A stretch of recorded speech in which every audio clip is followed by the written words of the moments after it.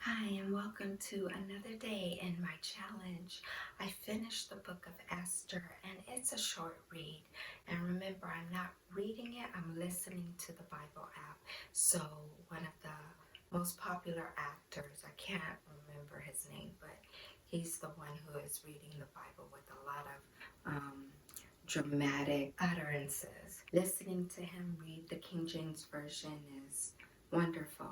So I finished Esther in probably an hour and a half. It's only 10 chapters, very short and most popular story. I find it interesting. I believe that is the first book of the Bible that mentions the word Jew. And I actually looked up the other day when that word came into being, because I don't believe that word is exactly in the Hebrew tongue. So I looked it up, and it's basically a modern word. It's not the original written or spoken word of the descendants of Judah or even the nation of Israel. So I believe Esther was from the tribe of Benjamin, but they're termed Jews. So the King James Version is terming her and her people Jews. So I know the meaning of this original word was not for just the tribe of Judah, because she was from a different tribe and she didn't beseech the king saying, please help my tribe or only the tribe Judah, but she said all Jews. I'm more inclined to think it's all of Israel. I looked up the word. It's actually Yehudi, and that's actually the male singular version. Yehuda is a female version, or a female, and Yahudite is also another term, as in saying Israelite. It's saying that a Yehudite is a descendant of Yehuda, but Yehuda was considered of the tribe of Judah. So I'm wondering what happened there in the translation. I really believe they meant the whole nation of Israel. And I looked everywhere, and there are certain things that are not in the Bible or weren't originally in the Bible, but they are today. Certain terms, I just mentioned one, and certain ideas were and concepts were different then than now. The translators now use the best of their own interpretation to make it easier for people like us to read it, but really they do a disservice to it in altering or changing the meaning and presenting concepts in our mind that are attached to modern ideas, which are no way connected to the past. So I just found that interesting, as well as when Esther was asked the second time after the tribe of Israel, the day that was supposed to be their demise turned into their victory, because they slew like 500 men that were their enemies. And so the king asked her, what would you like to be done for you now?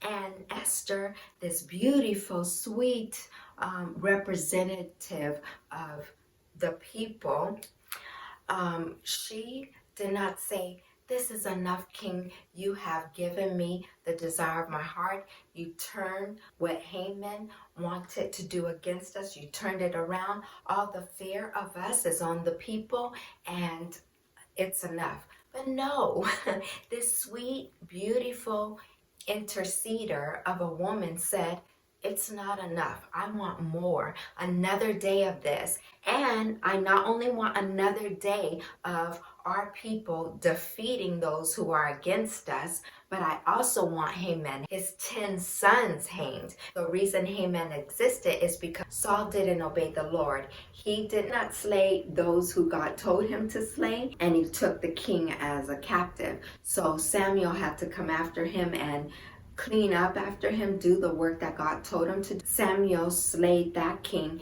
and so Haman, and he grew up hating the Jews because they annihilated his people. I mean, when you think about it, who wouldn't, and it makes sense that he would hate them. But unfortunately, the people of Israel were God's chosen, are still God's chosen, and That's all I'll say about that right now.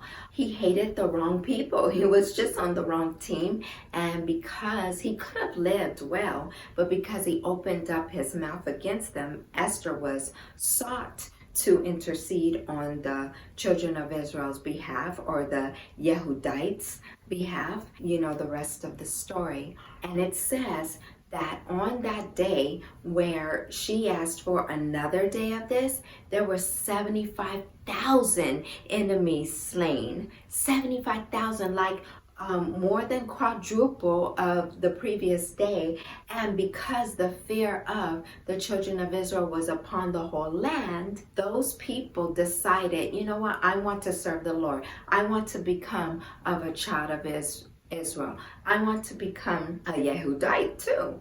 So that is like the beginning of a massive amount of people joining themselves to the children of Israel, which has not stopped in history. That happened at other times of history where masses of people, of nations, decided, hey, I want to serve the God of Judah or the God of Israel.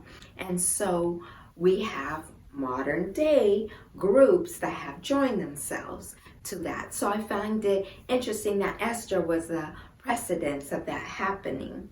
It was a beautiful small book, and my favorite part of it, of course, is the 1 year of preparation with oils and odors and myrrh. And myrrh symbolizes a healing, a process of healing, which I'm sure Esther had to go through and complete, having lost her parents and having been raised by her loving uncle or cousin. There's some question there whether he was her proper uncle or cousin, whichever one. He raised her as his own daughter, and she was ripped from him at 2 to live in the palace to see if she had an opportunity to become the wife of Ahasuerus. So she had a lot of healing to do internally, and it's stated that she was beautiful and fair. So I'm wondering, you know, how much more beautiful she was after this year of preparation. And I have concentrated on just Esther's preparatory experience, and I actually wrote an ebook about all the oils that she used and how we can use them too in healing and preparing for great things in our lives as well. If you're interested, I'll put a link down below. If not, see you in the next video. Now have put together all that information in a very beautiful, pretty ebook. And if you're interested in that, I will have a link down below to my website which offers this ebook.